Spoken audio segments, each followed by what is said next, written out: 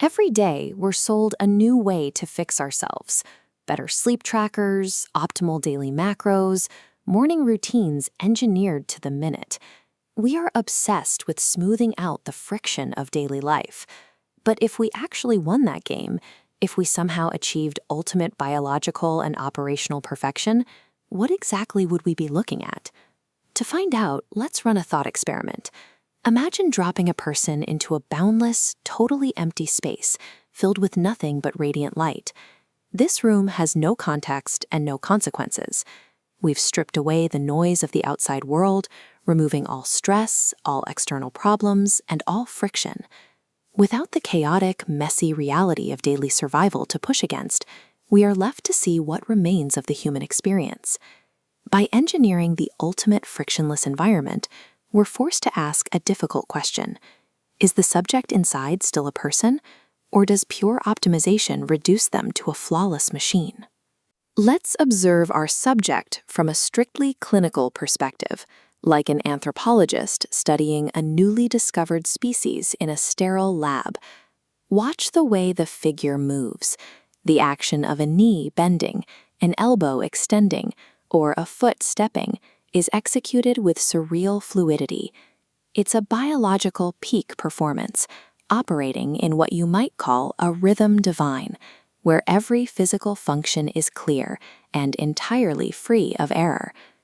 Notice how voyeuristic the observation becomes. We stop seeing a whole person, cataloging isolated components, an ear, an eye, a mouth, as mechanical nodes. When they walk, run, or leap, we watch mathematical equations play out. Even falling is just another physical state to record. By isolating biological perfection in a total vacuum, the subject loses their agency. They become fascinating to watch, but they operate entirely as a lifeless function. This detachment extends beyond simple mechanics into the complex daily rituals of living. Take the act of resting. Clothes fall away softly, one by one. The body lies on fresh, perfectly neat sheets, executing comfort without a single snag. Then comes sustenance, a pristine meal of carved salmon and poured wine, accompanied by the rhythmic, playful clinking of a knife and fork. In this state, everything works.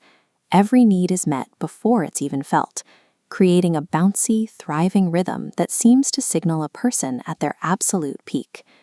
But look closer at that rhythm. When the meal is always perfect and the bed is always neat, the actions begin to loop. Without a struggle to overcome or a problem to solve, the mind starts to turn inward, searching for a why that isn't there. Once survival is guaranteed and comfort is absolute, the absence of friction leaves a void. The subject has everything they need, yet they are left standing in the center of the room, wondering what they are supposed to want. Eventually, the repetition of perfection begins to weigh on the room. The bright light and the divine rhythm remain, but the person inside starts cracking under the pressure of having nothing to push back against. The narrator's tone shifts. The questions become desperate. Why did you leave? Where have you gone?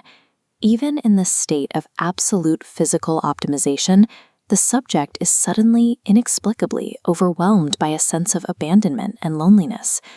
This is the paradox of the perfect human. We've removed every external cause of suffering, hunger, cold, fatigue, yet internal sorrow remains. It doesn't need an external reason to exist. The clean biological mechanics remain, but they now host a messy, unpredictable emotional collapse the room wasn't designed to handle. Visualize this perfect, closed system breaking from the inside. Jagged lines of vulnerability don't care about perfect conditions. They emerge from consciousness itself. As fractures consume the circle, the mind produces its own friction. Melancholy expands until it overrides the engineered structure. This thought experiment suggests that the flaws we spend so much time trying to optimize away, our capacity for loss, our bouts of doubt, our inexplicable sadness, are the very things preventing us from becoming mere biological functions. To be human is to be vulnerable, even in a room of boundless light.